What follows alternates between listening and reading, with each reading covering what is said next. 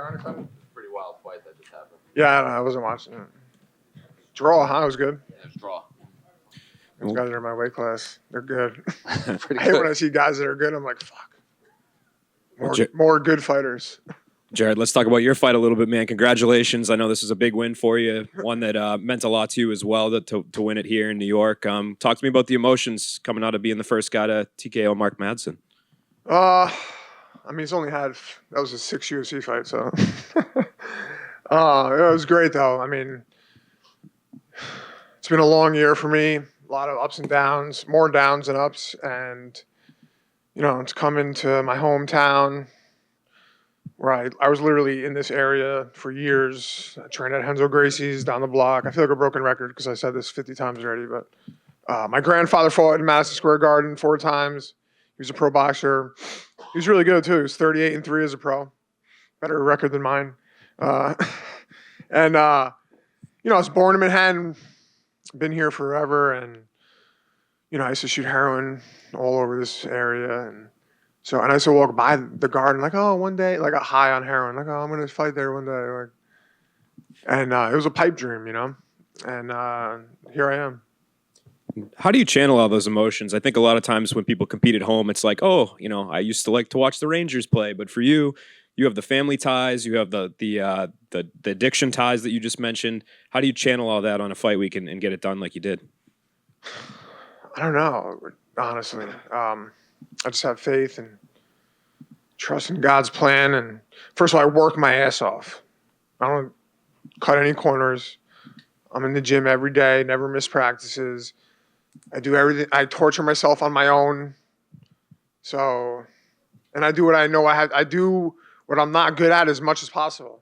So I know that, you know, I won't have any weak areas. And I've been doing this for a while. I have a lot of fights, and I'm a little older now. I'm not 23 anymore. So hard work, consistency, and faith, and that's how I get it done. Given all the meaning this fight had, where do you feel like this ranks in your career moments? It's pretty high on the list, definitely. I guess it's the highest moment for me. My debut was pretty cool, my UFC debut, but losing to Patty was pretty cool too. That helped me, actually. Silver lining in that one, but yeah, this one it's definitely up there. And I guess, is that some sort of reassurance for you at all, like in this journey that, you know, 14 fights into your UFC career, like you've had ups and downs, but here you are, and your most recent one was your highest moment? I mean, it's never going to be easy for me. No matter what I do in life, everything's always been like a struggle. Nothing was ever handed to me. Nothing's ever been handed to like my friends and family. Everyone that's surrounded me has like a tough go at shit. Like, you know, there's people who have like, it's like, well, how is their path so easy? That's never been my case, no matter what I do. So, it's just it's par for the course for me. I guess, where do you go from here? This one just got over. Are you trying to get back in there soon? You feel relatively healthy? I'm healthy, man. I want a top 15. I don't know what else I got to do to get a shot at it. I think I deserve it. I mean, I just finished a guy in the first round who's a silver medalist. I don't know, man. I think I deserve it.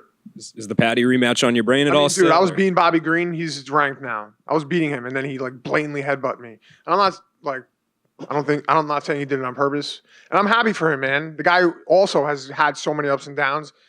He's older than me, and look where he is now. He actually inspires me. When I saw him knock out Grant Dawson, someone that I lost to, I think I was like one of Grant's hardest fights until he caught me in the end. You know, for Bobby to do that is amazing. Good for him, man. He deserves it, you know. And same with Patty. Yeah, whatever. I'm not saying he controlled that and what happened in our fight. But good for him, man. He was able to exploit himself. And look at him. He makes more money than, I'm sure he's doing really well for himself. And congrats. Now he's fighting Tony Ferguson. Good for him. Can I drink this? All right. Yeah, right here. I know personally you said like you're happy for them and everything, but professionally, was it difficult at all watching like, you know, Bobby Green get this big Tony Ferguson fight and then main eventing and then Patty getting the big name in Tony Ferguson? I mean, it's not like the UFC's like not doing me any favors. They gave me some good fights recently. Yeah. this was a favorable fight for me too, against a guy with a good name and a good resume. They gave me Bobby Green after the Patty fight. That was a big name for me, and I was doing my thing until I got no contested. So I mean, Tony's still a tough fight, even though he's going to go down as a legend of the sport. I think he's had a rough go, but this is MMA, man. This is UFC. There's no the math, the way people's paths. Everyone's different. Everyone has different paths. So, but I don't know. You get what I'm saying? Yeah, I feel you. All right. Have you seen the videos of Tony training with David Goggins and throwing up after being on the treadmill and everything? I saw some of it. I actually don't watch anything. When I see, I don't really pay much mind to that stuff. But I saw an article. Oh, he's Tony, and that's cool. He's a freak, Tony Ferguson. Good for him. He'll do all sorts of weird shit. So, hey, it works for him. It worked for him for a while. But David Goggins, man, are you gonna run 50 miles a day? That's not gonna help you in a fight. You should go practice MMA if you want to get good at fighting, right? And you mentioned the silver lining in that loss to Patty. Was that just the amount of support you got after that in the eye? Yeah, I mean, my following had skyrocketed. What sucked about it though was for the last year, everybody was like, "You're the guy that lost to Patty," and I'm like, "Fuck you!" That's what I'm known for, being the guy that got robbed by Patty. That's how it felt at least. And my wife would always be like, "Shut up! You're so stupid," And I had to get back in the win column for that to go away. But yeah, he helped me. His popularity helped me and my following. So here, there was a silver lining. And I think if I won, people would be like, "Oh, you won a boring fight against a guy that sucks." That's what they would have said. Sure. So I think in the long run is probably better.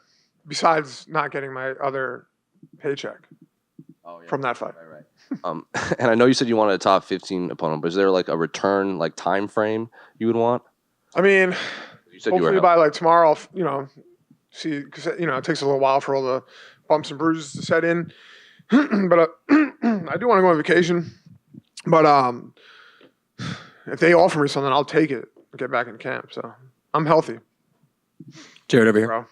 Sorry. Congratulations, man. Tonight's also your first finish in the UFC since your debut. Pathetic. So I was going to say, how does that feel on top of all this? It's so weird because when I was younger, I don't know. I think I had no fear and I would just go into fights and I would just finish people. And then you start getting hurt in fights, coming out injured or spending the week in the hospital after a fight, and you're like, maybe I shouldn't brawl with the person, So you're changing. You change the style of your fight, the way you fight. You play a little, and there was also a point where I had my back against the wall a couple of times. I'm coming off of 2 losses. My first 4 UFC fights, I lost. I blew through my first 2 fights. And then I lost my next 2. They made me fight my contract out. And luckily I got fight of the night on my last fight, and they gave me a new contract. My contract was void. I wasn't a signed fighter, but they gave me a new one. So, wait a minute. What was the question originally? About how good the finish felt. Yeah. So I started changing the way I fight, and I was I just got to win fights. Fuck worrying about the finish. That will come. And then it took 6 years for it to happen again.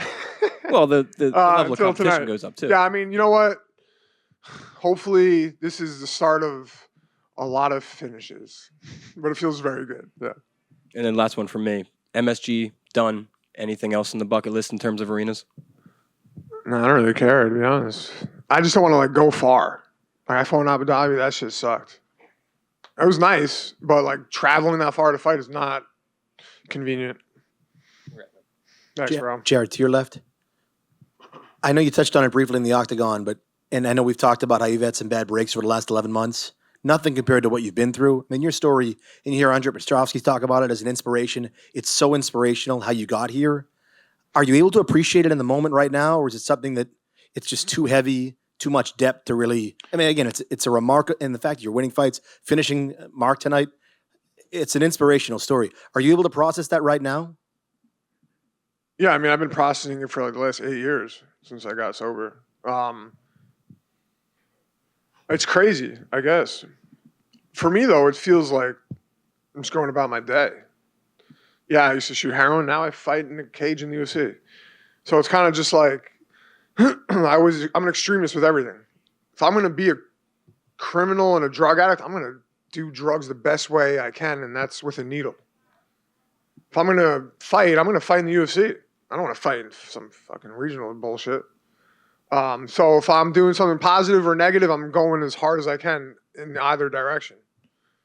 Luckily, I'm on a positive note now. Absolutely. At your lowest point, I mean, I know you couldn't really fight in New York for so long because of the regulations. So it's your first win in New York, and you did it at MSG, which is remarkable. At your lowest point, did you ever think this could happen? Yeah. I never really thought anything was impossible.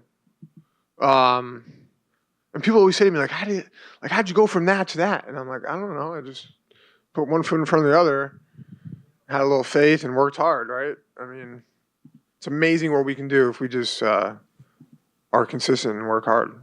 That's it. And have a faith. Congratulations. Thank you, bro. Hey, Jared, given the history that you have here, did you walk a certain way here? Did you take the subway? Did you pass by certain places that you Oh, yeah, to? of course. Yeah. I mean, I was at Henzo's, the gym I used to train at, it's 2 blocks away. And there was on the 3rd floor, like the cage, and there's a bathroom in there, and I used to shoot dope in that bathroom all the time. And I went in there, and I was like, oh yeah, love this place. So, yeah, there was a Fresh & Co. restaurant across the street. I don't think it's there anymore. It's another restaurant, but I used to shoot dope in that bathroom, in the bathroom in Penn Station. So yeah, I mean, like when I see these places, I'm like it's like nostalgic for me. Heroin is like a nostalgic thing for me. I don't know, it might sound weird, but like I could like really like remember and feel it, and it's awesome to like be like, yeah, now instead of like getting high here, I'm like fighting in the UFC here. So it's pretty cool.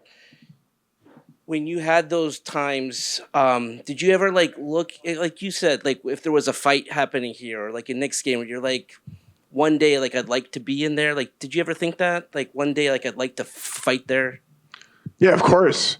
I used to come to boxing matches, come to Ranger games. When the UFC had their debut here, I was sober at that point, but it was always, of course, I think it's everyone's dream, right, to fight, or if you're a fighter, to fight at Madsen Square Garden. And yeah, so it's all, check that off the bucket list. Your grandfather's history here, 4 fights here. Tell me what that means. So now you're part of that. Now you've won your first fight here. Yeah, it's crazy. My grandfather was a pro boxer, grew up in Harlem. He was 38-3 as a pro. He was a really good boxer. And it's really funny because I walked like in his footsteps. He got arrested in Detroit. I could actually pull the article up on Google. It was the largest heroin bust in Detroit history. Yeah, he did 8 years in Michigan. I have pictures of him in prison boxing. He boxed the whole 8 years that he was there. He died an alcoholic. He came out of prison and he went back to being a criminal, and he ended up dying an alcoholic. So my mom always says to me, it was her father, like, that I turned it around, like he ended his life as an addict, alcoholic, and I've gotten sober. So I don't know, it's kind of like breaking a family curse, It's pretty crazy. My last question. We passed by these people on our way here. This will be packed tonight. And we passed by people who are going through tough times, panhandlers, drug addicts. There may be someone who sees your story on TV. Tell me what, by the way, you've done such an amazing job of saying you can do it too. If someone sees your story tonight, what do you have to say? There's always a way out, no matter how far down the hole you are, you could turn it around. But you just need to have faith in a higher power and take some suggestions from some people. And if you're sick, get some professional help. That's how it goes. Yeah. Thank you so much. No problem. That's it. I have one question as well. Okay. Are you surprised that it was over so fast? I hit him with that right hand and like he fell back and I was like, whoa, it's pretty cool. Am I surprised? No. 4-ounce gloves, large men hitting each other in the head. It happens fairly easily, actually. If you punch me in the head or in the jaw right now, you could knock me out. So I'm not really surprised. And how is Mark different from other opponents? He wasn't really too different. I think I've fought other opponents who are, well, I know I fought other opponents who are more experienced and I guess better. But I heard this week they were like with over 3,000 wrestling matches, and I was like, holy shit, 3,000 wrestling matches. Like, I didn't have one wrestling match in my life. I just had a couple of MMA fights. So I was like, how am I going to catch up to this guy? But I put the work in, and I've been fighting since I'm 17. I'm 35 now, so I got some experience. And do you have any advice for him now? Take your time. Don't make any rash decisions. But the man he's 38. He's an Olympic athlete. He knows what he needs to do and what he shouldn't do. So he did say to me post-fight that he said this was a very hard fight for me to take, and this is probably my last fight. So thank you. And so we hugged, and I couldn't really get. They were like calling me away to Joe, so I didn't have a lot of time to speak to him. But I hope he's all right, and I wish him the best. Did you know about Mark's history of wanting to fight here at all? He was supposed to compete here, and then 9/11 happened. I know that my manager, we have the same manager, and he was like, "Yeah, Mark really wanted to fight here, and I know you wanted to fight, so I'm asking you if you want, do you want to fight him?" And I was like, "Of course." So that's all I got, but I didn't know there was history behind it. Yeah, I guess he was supposed to compete in the World Championships in 2001, but then I think September 11th happened and stuff, and they canceled it. Dude, I was like 5 years old in 2001. Well, I was 13, but that's crazy. Good for him. That's awesome. That's it. Thanks, guys.